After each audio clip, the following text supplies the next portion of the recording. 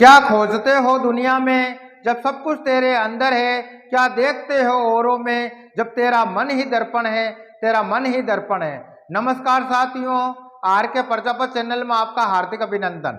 आज का जो हमारा विषय है कक्षा 12 भौतिक विज्ञान फिजिक्स एनसीईआरटी का सिलेबस है और राजस्थान माध्यमिक शिक्षा बोर्ड अजमेर द्वारा संचालित कक्षा 12 की जो भौतिक विज्ञान की पाठ्य पुस्तक है, जिसका अध्याय नंबर है 4 गतिमान आवेश और चुंबकत्व, जिसका अभ्यास प्रश्न है 4.12।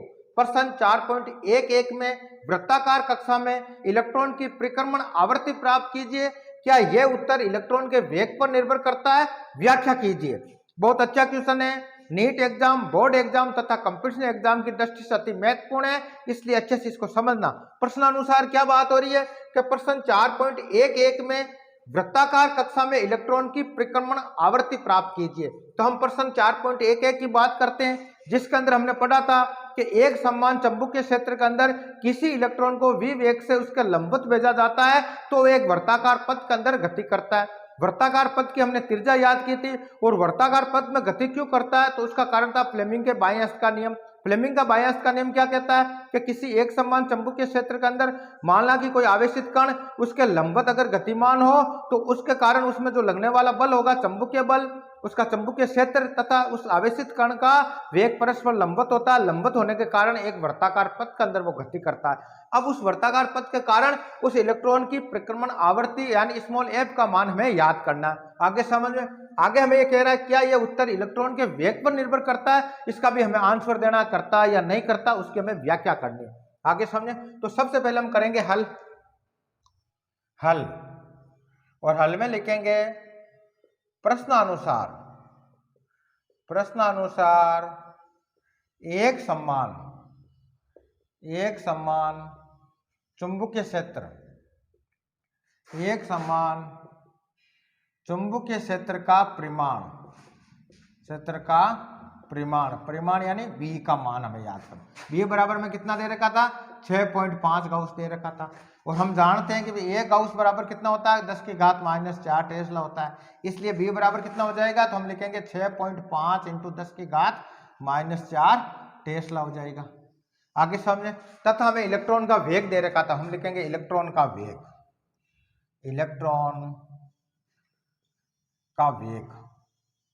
और इलेक्ट्रॉन का वेग यानी v बराबर हमें दे रखा था 4.8 × 10 की घात 6 मीटर पर सेकंड दे रखा था। तथा इलेक्ट्रॉन पर आवेश क्या लिखेंगे भाई? इलेक्ट्रॉन पर आवेश। और इलेक्ट्रॉन पर आवेश का मान कितना होता है हम जानते हैं, हम लिखेंगे इलेक्ट्रॉन पर आवेश। और इलेक्ट्रॉन पर आवेश यानी E बराबर हम लिखेंगे 1.6 × 10 की घात -19 कूलाम होगा। आगे समझो आपके तथा इलेक्ट्रॉन का द्रव्यमान क्या लिखेंगे भाई? तथा इलेक्ट्रॉन का द्रव्यमान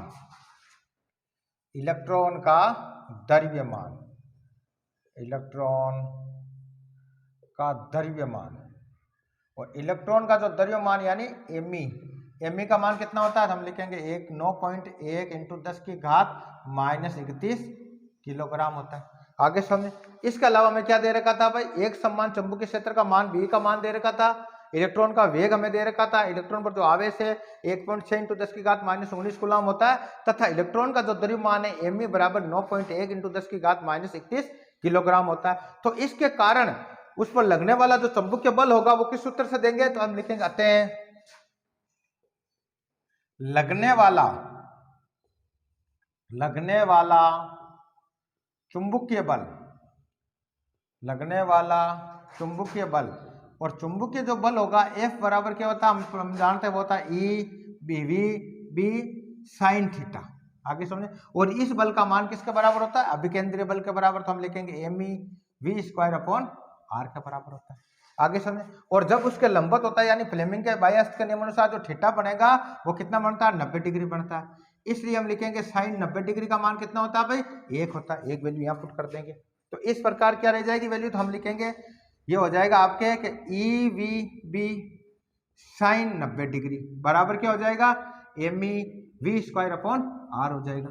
आगे समझे अब हम क्या करेंगे? v को उधर पक्षांतरण कर देंगे और साइन 90 का मान यहाँ रख देंगे तो क्या हो जाएगा देखो आप, तो हम लिखेंगे EVB × 1 हो जाएगा बराबर क्या हो जाएगा कि me v²/r हो गया। अब ये का पक्षांतरण करेंगे, यहाँ मल्टीप्लाई में तो इधर डिवाइड हो जाएगा, तो क्या हो जाएगा लिखेंगे हम, तो हम लिखेंगे ई बी बराबर हो जाएगा आपके m e v square upon r into v हो जाएगा। आगे समझ, वी से वी कट गया एक, पीछे क्या बचा, ये बच गया आपके m e v upon r बच गया। और हम जानते हैं v बराबर क्या होता है, अभी कोणीय वेग के साथ में इसका संबंध क्या होता है, तो हम लिखेंगे v बराबर होता है ओमेगा इंटू आर होता है।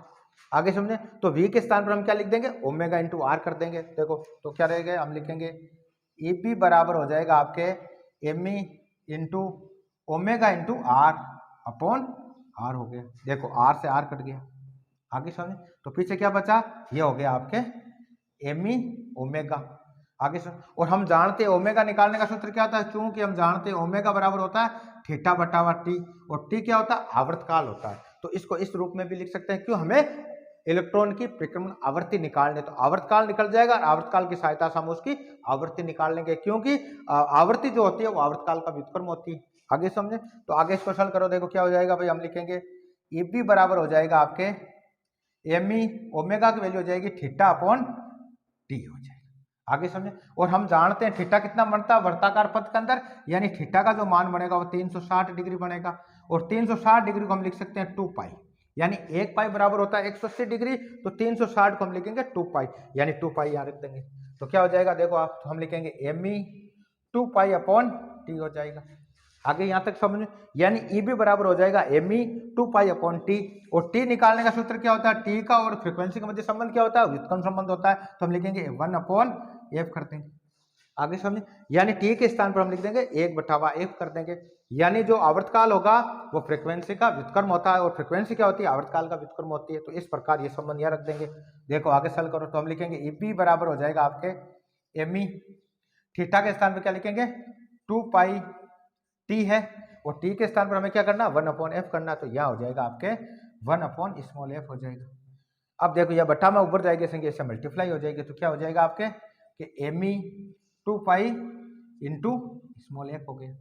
यानी जो संबंध हमें प्राप्त हुआ, क्या संबंध प्राप्त हो गया भाई, कि ई बी बराबर हो गया आपके m e 2 pi into f है, और हमें निकालना क्या, एफ निकालना, तो एफ निकालने का सूत्र क्या हो जाएगा, तो हम लिखेंगे एफ बराबर हो जाएगा आपके, पक्षांतरण कर देंगे तो हो जाएगा आपके e b upon m e 2 pi, यह संबंध हमें प्राप्त हो जाएगा, यानी समीकरण नंबर 1। और समीकरण नंबर 1 से स्पष्ट है, क्या लिखेंगे, समीकरण नंबर 1 से स्पष्ट है कि जो ये उत्तर, जो इलेक्ट्रॉन की जो आवृत्ति आएगी, परिक्रमण आवृत्ति, वो उसके चाल पर निर्भर नहीं करती, यानी चाल की हमें जरूरत नहीं पड़ती है, यानी चाल की आवश्यकता नहीं है। क्यों, फ्रीक्वेंसी निकालने के लिए इलेक्ट्रॉन पर आवेश निश्चित है, एक समान चुंबकीय क्षेत्र पर निर्भर करता है, उसका मान हमें दे रखा है, इलेक्ट्रॉन का द्रव्यमान है वो हमें दे रखा है 2 पाई, ये भी एक नियतांक है। तो इस प्रकार हम कह सकते हो फ्रीक्वेंसी होगी वो किस पर निर्भर करेगी, वो आपके चुंबकीय क्षेत्र पर निर्भर करेगी, न कि उसके वेग पर निर्भर करेगी। तो हम यहाँ लिखेंगे ये उत्तर इलेक्ट्रॉन के वेग पर निर्भर नहीं करता है। समीकरण नंबर 1 से स्पष्ट है कि ये जो फ्रीक्वेंसी आएगी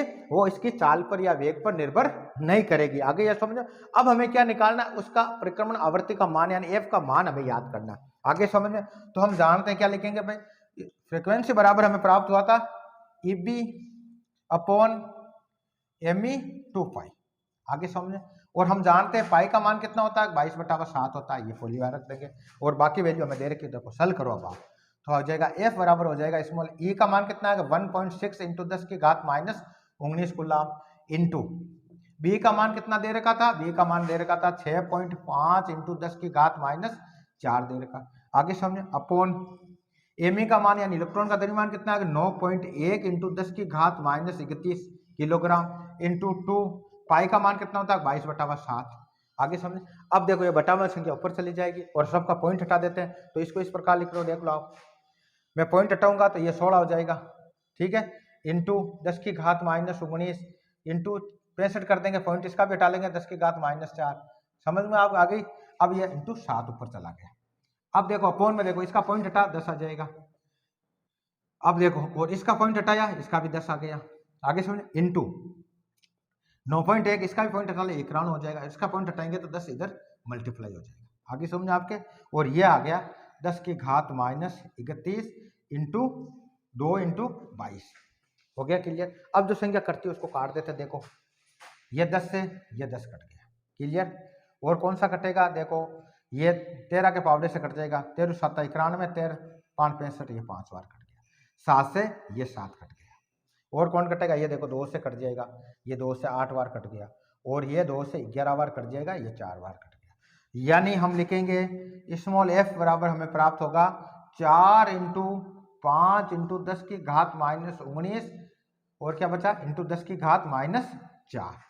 आगे सुनिए, अपॉन में क्या बचा, अपॉन में देखो आप कि 10 इंटू 10 की घात माइनस 31 इंटू 11 बचा। आगे आपके के लिए अब देखो, ये 10 की घात प्लस के ऊपर ले जाएंगे माइनस की हो जाएगी, ये 10 की घात माइनस के ऊपर जाएगी तो प्लस की हो जाएगी। तो इसको इस प्रकार लिखेंगे, पहले इसको मल्टीप्लाई कर देते हैं, 4 को 5 से, ये हो गया 20 इंटू 10 की घात माइनस की कितनी है टोटल, माइनस 19 और माइनस 4 टोटल हो गए माइनस के 23। आगे समझे।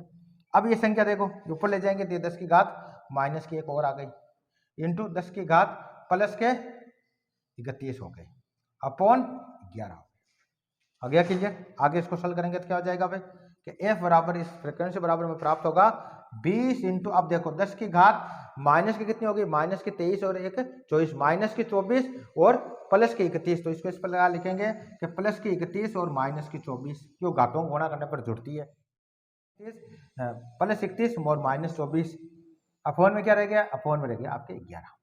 आगे सॉल्व कर लो, क्या हो गया 20 इंटू, अब 10 की घात कितनी रह जाएगी कि 10 की घात प्लस की रह जाएगी, कितनी रह जाएगी 7, तो 10 की घात प्लस की 7 बटावा 11। अब 20 के अंदर 11 का भाग दो कितनी बार जाएगा, देखो यहाँ देख लेते हैं, 20 में दो 11 का भाग, एक बार गया 11, बच गए आपके 9, 9 में जाएगा नहीं, लगाएंगे शून्य तो यहाँ लग गया पॉइंट, यह 8 बार चला जाएगा 88, यह बच गया 2, और फिर वो का वही चला जाएगा 1 8, यानी लगभग जो भाग जाएगा इसके अंदर वो हम लिख देंगे यहाँ कि 1.818 इंटू 10 की घात टच, ये हमें इसकी आवृत्ति प्राप्त होगी, यानी इलेक्ट्रॉन की जो परिक्रमा आवृत्ति स्मॉल f बराबर हमें प्राप्त होगा 1.818 इंटू 10 की घात हेर्ट्ज। अब देखो मैं इसको मेगा हेर्ट्ज में कन्वर्ट करूंगा तो इसको किस प्रकार कर सकते हैं कि ये पॉइंट यहाँ ले लेते हैं, तो यहाँ 10 की घात 6 रह जाएगी, तो यह हम लिख देंगे यहाँ, तो हम लिखेंगे स्मॉल f बराबर हो जाएगा आपके 18.18 मेगा हेर्ट्ज। आगे समझे। तो इस प्रकार हम कह सकते हैं कि वृत्ताकार कक्षा में इलेक्ट्रॉन की जो परिक्रमण आवृत्ति स्मॉल f बराबर होगी 18.18 मेगा हेर्ट्ज।